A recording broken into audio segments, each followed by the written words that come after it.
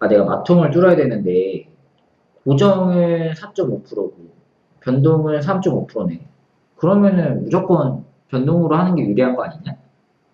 야, 너 이번에 금리 오르는 거 모르냐? 금리? 금리가 왜 올라?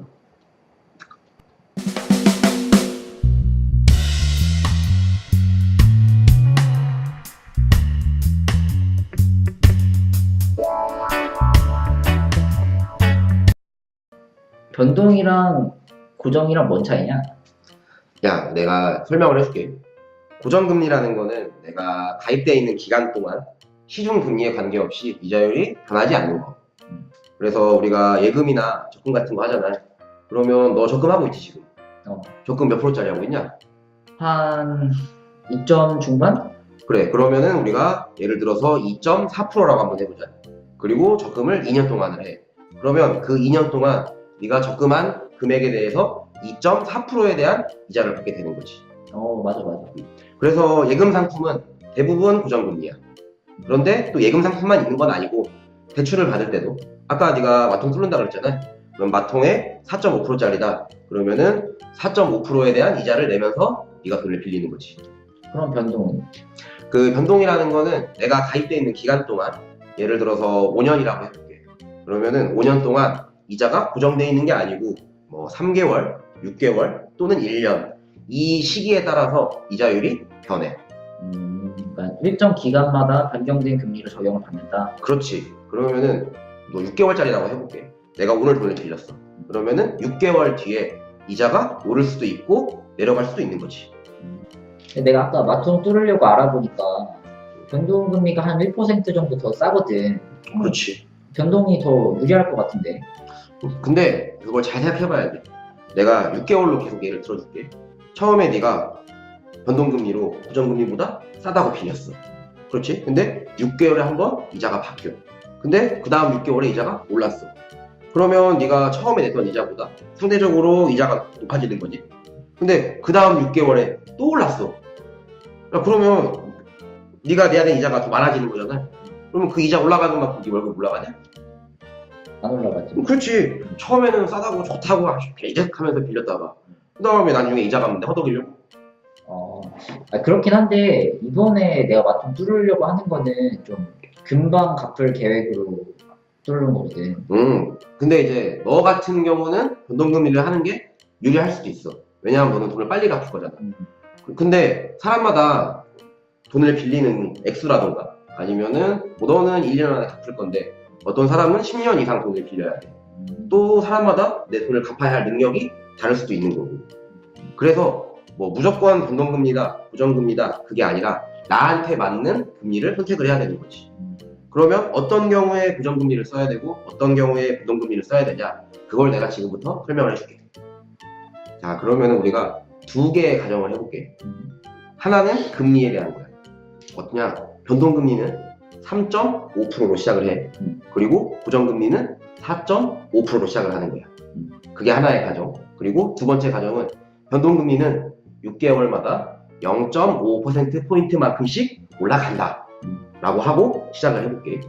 자, 그러면은 처음에 변동금리 얼마 시작할 때? 3.5%. 그렇지. 거기서 0.5%포인트가 올랐어. 그럼 얼마가 되는 거야? 4%. 그렇지. 그러면 내가 6개월이니까 1년이 됐네. 그러면 그 1년 동안 평균을 내봐. 평균은 3.75지. 그렇지. 그러면은 3.75랑 4.5랑 뭐가 더 싸? 3.75가 더 싸. 그렇지. 그러면 변동이 유리한 거네. 자, 그리고 한 번 더 해볼게. 1년 6개월 동안 빌렸어. 그러면은 3.5가 되고 4가 되고 4.5가 되네.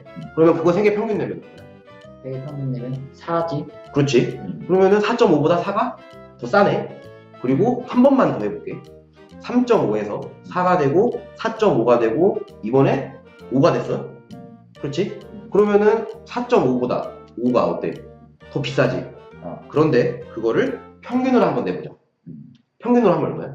3.5에서 5가 됐으니까 4.25네. 그렇지. 그러면 내가 2년 동안 돈을 빌렸을 때 고정금리는 얼마야? 계속. 4.5지. 그렇지. 계속 4.5%인 거지. 근데 변동금리를 했을 때 금리가 계속 올랐어. 올랐는데 결국 평균을 내보니까 어때? 평균을 내보니까 아직도 변동이 유리하네. 그렇지. 그러면은 너같이 돈을 빨리 갚을 계획인 사람들, 그런 사람들한테는 변동금리가 유리할 수도 있는 거지. 자, 그리고 고정금리를 쓰는 게 어떤 경우가 유리할 수도 있느냐? 대출 기간이 긴 사람들이야. 예를 들어서 너가 10년 동안 돈을 빌려야 돼. 그러면 4.5%로 딱 정해져 있잖아요. 그러면은 10년 동안 내야 할 이자가 딱 정해져 있는 거지. 그러면 네가 이자가 정해져 있으니까 그 기간 동안 내가 매달 내야 되는 이자가 얼마니까 그러면 내가 소비 생활을 이렇게 또는 뭐 대출을 이렇게 하면 되겠다 하고 네 금융 생활을 예측을 할 수가 있는 거지. 그렇지? 그런 미래 예측이라는 리스크를 줄일 수 있게 되는 거지. 근데 아까 변동금리 같은 경우는 어때? 막 이자가 막 올라버리면은 이자가 오르는 만큼 월급도 안 오고 그럼 네가 뭐 갑자기 로또를 받냐? 그것도 아니잖아. 그런 게 있는 거지. 그러면은 대출할 기간에 따라서만 보고 변동이냐 고정이냐 결정하면 되는 거야? 아 근데 또 그게 기간에 따라서 고정이냐 변동이냐를 결정하기에는 조금 다른 변수가 있어. 뭐 아까 내가 가정으로 뭐 0.5씩 오른다고 그렇게 했잖아.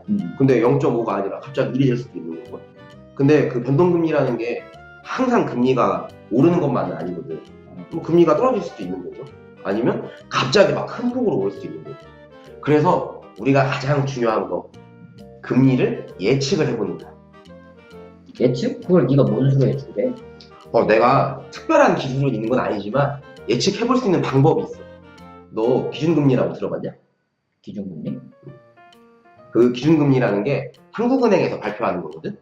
그래서 그 기준금리에 따라 가지고 우리가 돈을 빌려주거나 갚을 때 그 기준에 따라 가지고 이자가 결정이 되는 거야.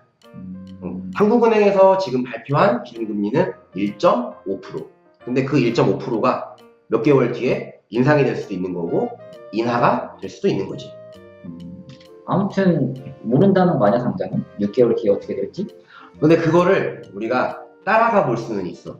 어떤 방법으로 따라갈 수 있냐? 우리는 미국의 기준금리를 따라가거든. 그래서 미국의 기준금리가 올라간다. 그러면 우리나라의 기준금리도 올라가. 미국이 내려간다? 그럼 우리나라도 따라서 내려가게 되는 거지. 그래? 미국 금리랑 우리 금리랑 뭔 상관이야? 그럼 자, 내가 이제 설명을 해줄게.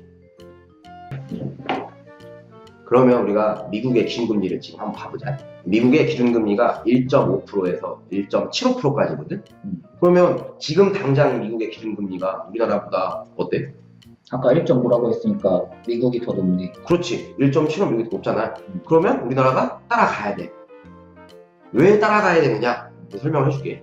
미국이라는 나라는 우리나라보다 일단 경제 규모도 훨씬 커. 그리고 신용도 높아. 그리고 안전해. 근데 안전한 곳에 기준금리가 올라간다? 그러면 어때? 돈이 미국으로 몰리는 거겠지. 왜냐하면 안전한 곳인데 이자율이 높으니까. 너가 더 따라가야지. 미국에 적응하겠지. 그렇지. 근데 우리나라는 우리나라에 있던 돈이 빠지면 돼, 안 돼?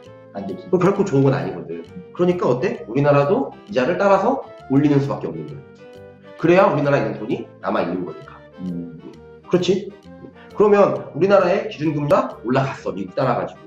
그러면 어때? 대출금리도 올리지. 따라 올라가겠지.